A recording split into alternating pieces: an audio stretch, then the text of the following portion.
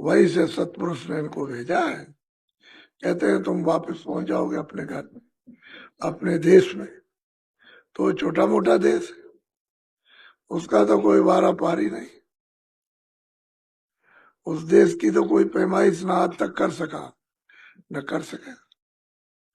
ऐसा तुम्हारा निर्मल, पवित्र, आनंद, और मतलब यह है कि निर्विघ्न, न कोई झगड़ा, न कोई झंझट, न मरना, न जन्मना, कोई किसी तरह का विकार है ही नहीं। ये रोशनी रोशनी, इस सूरत में रोशनी रोशनी है। अगर वो इसमें से निकल आए तो घर की तरफ चल दो। तो कहते हैं कि सत्संग करो। जब पहुंचोगे तब सत्संग होगा। फिर सत्संग में जो युक्ति दे दें उसकी थोड़ी कमाई कर लो, थोड़ी मेहनत कर लो, वो भी निमित्त मात्र। मेहनत करोगे दया हो जाएगी घाट पर। शुद्धि सफाई तो होनी है। जो पाप पुण्य है उनकी तो सफाई बगैर काम नहीं चलेगा। वो तो दोनों की सफाई होगी, चाहे पाप हो चाहे पुण्य हो, तभी जीवात्मा निर्मल होगी। तो घाट पे बैठ जाओगे तो दया होने लगेगी। सत्संग नहीं मिलेगा, वचन नहीं मिलेंगे, आप उनको पकड़ोगे नहीं, जो आदेश देंगे उसको करोगे नहीं, तो फिर ये समय निकल जाएगा। आगे मोती मौत है, कुछ नहीं। अभी जो तकलीफ मिल रही है उससे तो विकल, आगे कितनी भारी तकलीफ मिल रही है उसको कौन सुनेगा। अभी तो सुनने वाला कोई सुन ले, उस समय कौन सुनता है। इसलिए अभी बचने का अनमोल मनुष्य शरीर दिया, और काल भगवान ने कहा कि हम ने तुमको ये अवसर दे दिया है, तुम अपनी जीवात्मा को जगा लो। अब तुम न जगाओ तो ये आपके ऊपर। उसे कहा कि तुम समय पूरा हो जाएगा, हमारे मकान को वापस दे देना। जैसे समय पूरा हुआ उसने कहा भाई समय पूरा हो गया, मकान वापस। तब आप क्या करोगे? वो तो बात भी नहीं करने देगा, तुरंत क्षणों में ले लेगा और आपको निकाल करेगा। तुम और क्या करोगे? शरीर को जला दोगे, गाड़ दोगे, और क्या करना। तो यही है खेल, इसके आगे कुछ बोलो। गुरु ने सुराते जोरे सब चढ़े चलो आज गगन में। कहते हैं गुरु जब नाम डोर का भेद दे दे, युक्ति बता दें मनुष्य रूपी मंदिर में घाट पर, तो आप उसको पकड़ो और पकड़ के धीरे से चढ़ चलो गगन में, आकाश की तरफ। उधर मतलब यह है कि सब खुला हुआ, खुली रचना, वहां कोई पर्दा नहीं है कि जैसे कपड़े पहनते हैं इस तरह के। कोई ना तो बाहर का कपड़ा है न शरीर का कपड़ा कपड़ा। कहते हैं तुम चढ़ चलो गगन में, और नाम डोर दे देंगे, पकड़ा देंगे, उसी को पकड़ लो और चढ़ो। मोटी सीधी सादी सुलभ बात थी, उसको कठिन कर दिया, और मन इतना संशय में फंस गया, भाग दौड़ में लग गया, तो उसे उधर क्या मिलने वाला। इतना तो भागा, अभी तक कुछ नहीं मिला, आगे और भागेगा तो क्या मिलेगा। इसलिए सत्संग सुनो, वो सब भ्रम और संसार की खुमारी उतर जाएगी। सही दिशा, सही युक्ति, सही घाट, सही रास्ता मिल जाएगा, सही भेद मिलेगा, तब फिर कुछ कमाई भी हो जाएगी।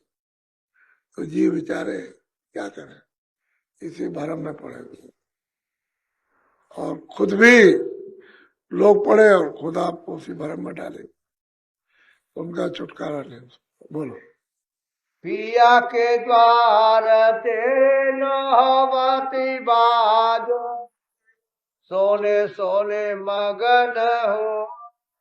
कहते हैं कि भाई तेरे दरवाजे पर पिया की नौबत बजती हो 24 घंटे और लगातार।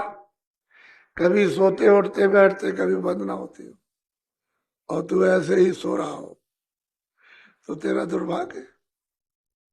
अरे उसकी तो नौबत 24 घंटे बज रही है घाट पर, और तो फिर भी, और फिर मतलब ये है कि सुन सुन करके कितना आनंदित। उस आनंद को कौन कह सकता है, जबान से तो कहा नहीं जाता, ऐसा आनंद। तो घट में सब तरह के बाजे बज रहे, इसी बाजों को देववाणी आकाशवाणी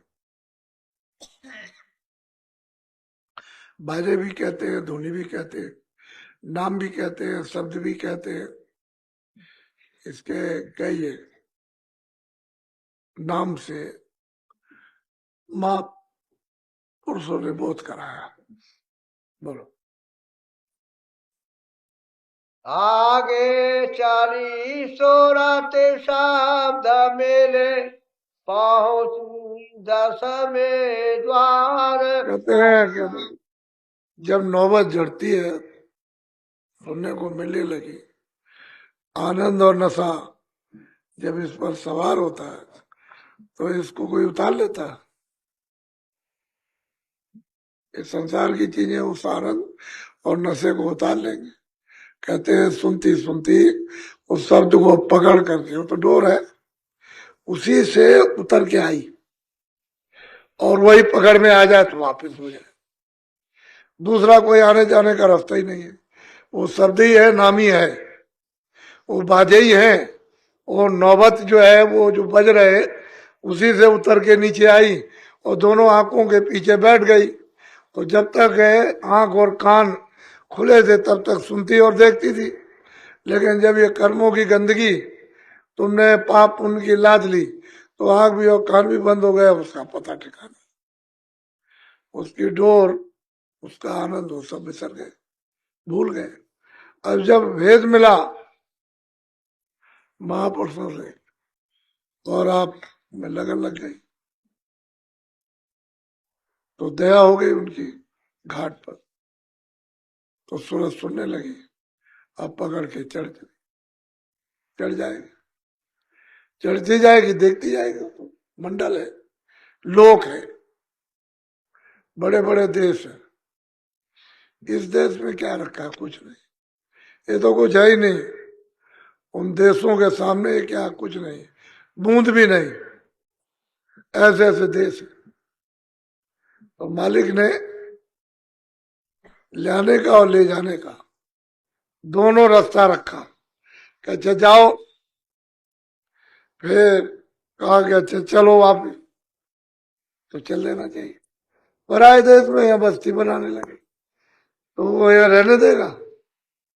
ये तो दूसरे का देश है, तपस्या करके मांग करके ले आया सब जीवात्माओं को, तो उसकी तो है नहीं, जीवात्माएं तो सत्पुरुष की है, काल भगवान की नहीं है। काल भगवान ने तो तपस्या की, तपस्या के एवज में उनसे मांग लिया वरदान, उन्होंने प्रसन्न होकर